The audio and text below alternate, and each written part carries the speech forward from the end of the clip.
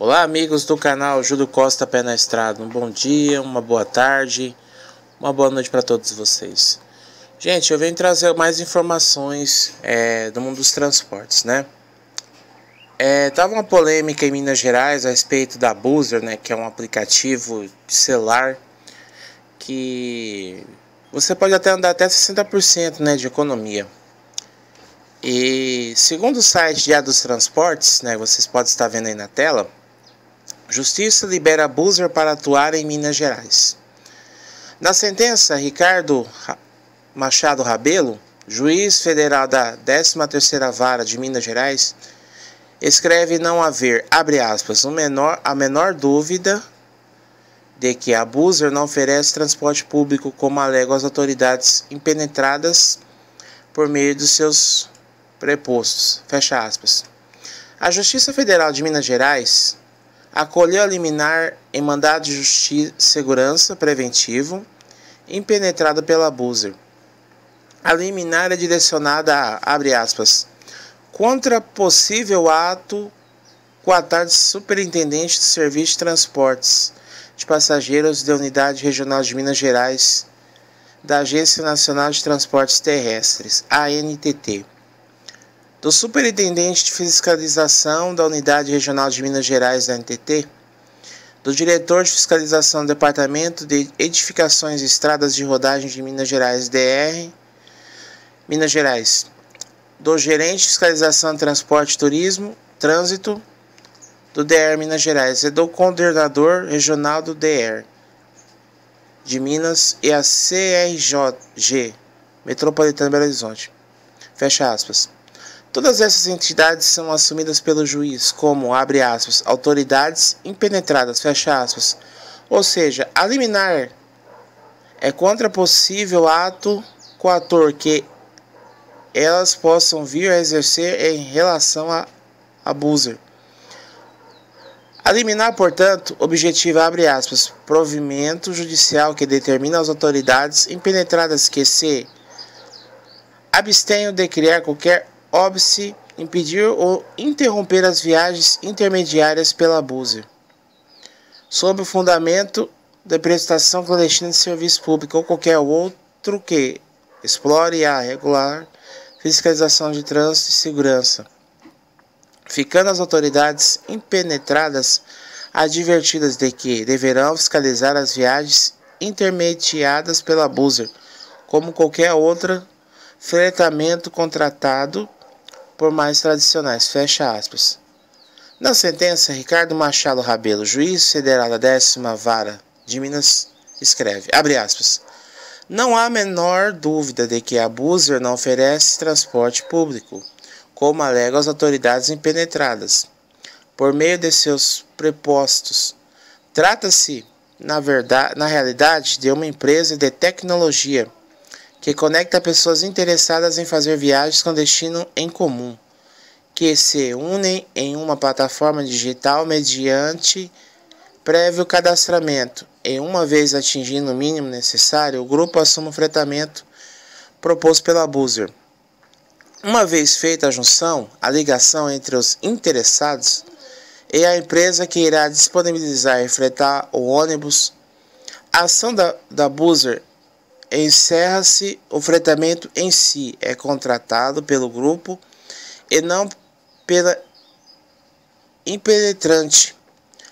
Há um rateio de valor do frete entre os interessados.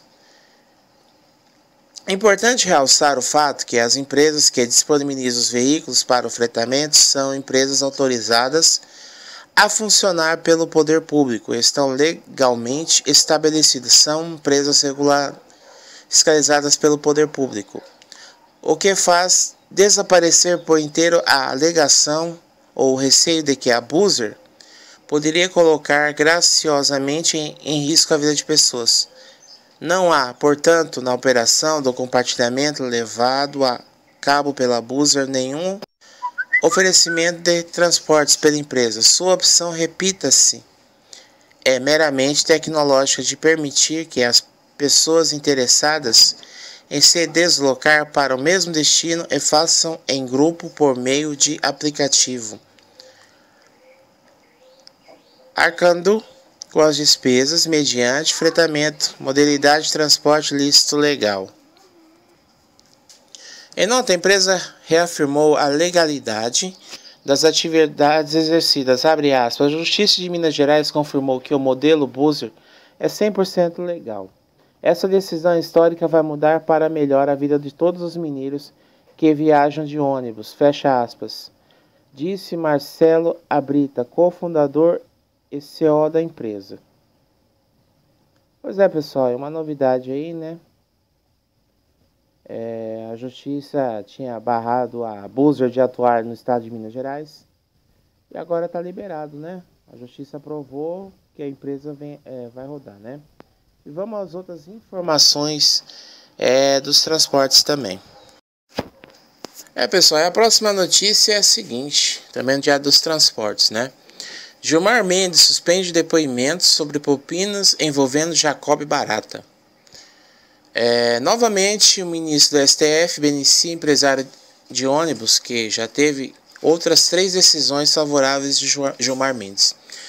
Mais uma vez, o ministro do STF, Supremo Tribunal Federal, Gilmar Mendes, atendeu a defesa do empresário Jacob Barata Filho, conhecido como Rei do Ônibus do Rio de Janeiro, acusado de envolvimento em esquema de corrupção envolvendo políticos como o ex-governador Sérgio Cabral e de agentes públicos como ex-diretores do DETRO, o departamento que fiscaliza os transportes no estado. Gilmar Mendes suspendeu os depoimentos que deveriam ocorrer nesta semana para esclarecer ao juiz Marcelo Bretas, da 7ª Vara Federal do Rio de Janeiro, como era o esquema de propina que, de acordo com as investigações da Operação Lava Jato, movimentou mais de 260 milhões entre 2010 e 2016, sendo que o principal beneficiário teria sido o ex-governador do Rio de Janeiro, Sérgio Cabral, com 128 milhões. O ministro do STF acolheu habeas corpus da defesa do Rei do Ônibus, que pediu para ter acesso prévio às gravações, depoimentos sobre as investigações. Os delatores são Álvaro Noves, Edmar Dantas, Renato Chebar, Jonas Lopes Carvalho Júnior e Jonas Lopes de Carvalho Neto.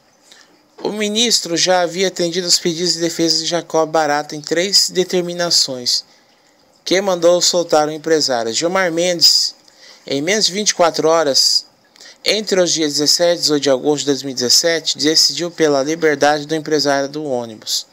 A primeira decisão foi derrubada pelo juiz federal Marcelo Bretas, responsável pela Lava Jato no Rio de Janeiro.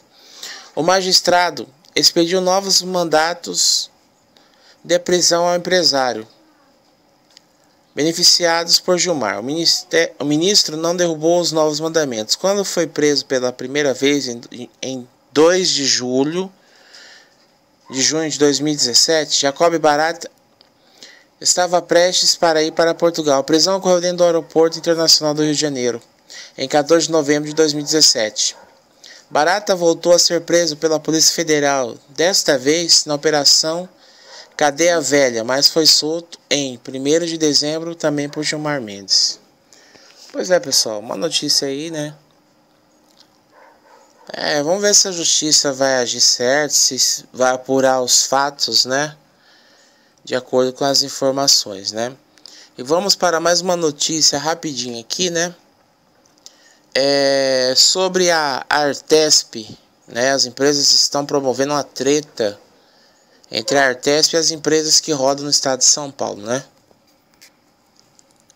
Pois é, pessoal, está ocorrendo uma treta entre a Artesp e entre as empresas, né, que rodam no estado de São Paulo, né?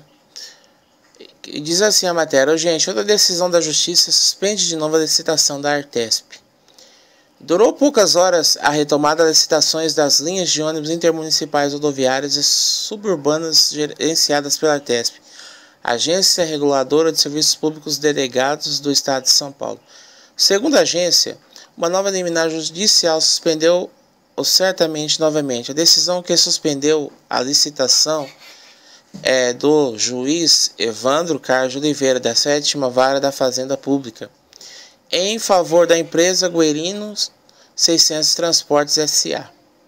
O magistrado acatou a argumentação de que a divisão do sistema em 5 lotes beneficia grandes grupos empresariais. Abre aspas. A divisão de todo o estado de São Paulo em apenas 5 regiões para exploração do serviço e o fato do edital exigir garantias cumuladas para a participação no certame direcionam a concorrência apenas para as empresas de grande porte e contratariam o princípio da isonomia entre os licitantes. Fecha aspas, diz trecho da decisão. O juiz Evandro Carlos de Oliveira também entendeu que o modelo de edital prejudica a livre concorrência. Abre aspas. O edital permite a formação de consórcios entre as empresas para atender os requisitos exigidos, mas, mesmo assim, os conglomerados, porventura formados, impedirão o ingresso de empresas menores no sistema. Em outras palavras, a concentração do vultuoso serviço em apenas 5 grandes conglomerados empresariais não atende ao interesse público e fere o princípio da livre concorrência. Segundo a Artesp, houve 2 alterações. A entrega de propostas que deveria ocorrer nesta quinta-feira, dia 15 de março de 2018, foi cancelada. A Artesp nota diz que vai recorrer. Nesta quarta-feira, houve 2 decisões, por isso foi considerado a reviravolta no caso. Uma decisão liberou e outra suspendeu o certame, no inválido de poucas horas de diferença. A primeira do desembargador José Oreste de Souza Neri, que derrubou a decisão da colega Paula Micheleto Comit, da 12ª Vara da Fazenda Pública do TJSP, que concedeu liminar à empresa de ônibus Expresso de Prata no dia 8 de março, suspendendo a licitação. Segundo a decisão, voltou a suspender a licitação sem data para ser retomada. A licitação não tem agradado os donos de empresas de ônibus.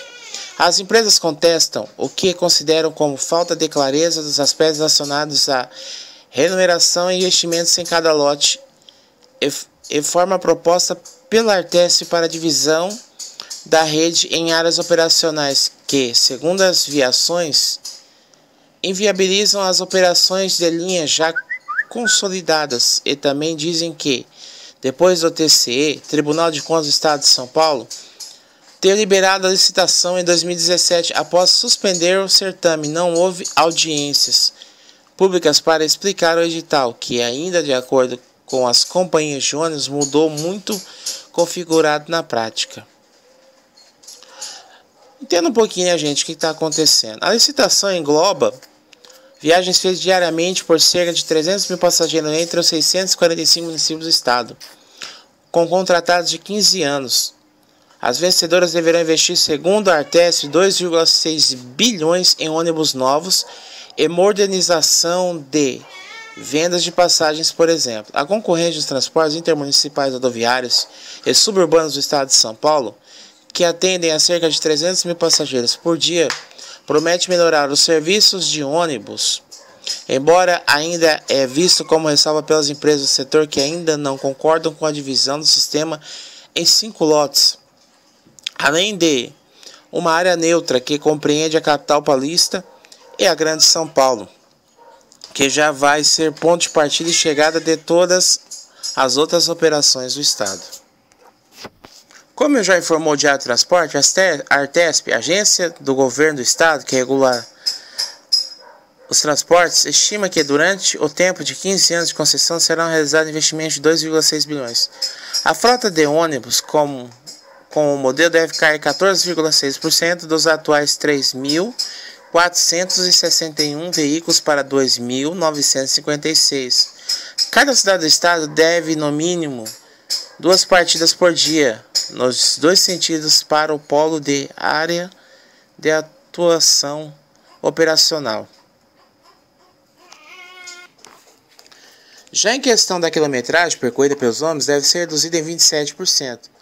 A Artesp alega que esta redução não vai prejudicar os passageiros, porque a maior parte da redução de quilometragem se dará pela redução dos traseiros sobrepostos. A agência ainda argumenta que houve queda no número de passageiros nos últimos 5 anos, de 11,3 milhões de viagens em 2012 para 9,4 milhões. Em 2016, a redução de 17%. A medida histórica da demanda por ano desde 2002 é de 10,5 milhões de viagens por ano. Pois é, pessoal. E aí nós vemos o quadro aí, né? Quadro do resumo de concessão de transporte intermunicipal, né?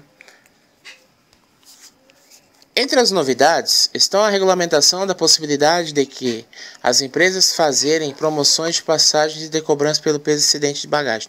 As empresas terão de cumprir uma série de exigências para operarem referente ao atendimento aos passageiros e frota, além de terem de implantar em 2 anos e 2 meses a assinatura dos contratos CCOs, Centros de Controle Operacionais, que estão destacados entre elas. Idade da frota. A idade deve ser no mínimo 5 anos para a frota rodoviária e 7 para suburbanos.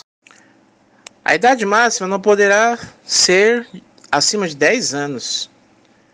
Entre outras regras estão aumento de tarifa, tarifas promocionais, índice de qualidade, índice de eficiência operacional, índice de satisfação do usuário, índice de rejeição do cartão, índice de indisponibilidade de equipamentos, índice de indisponibilidade do CIBEM, bilhetes eletrônicos e sistema de gerenciamento da frota.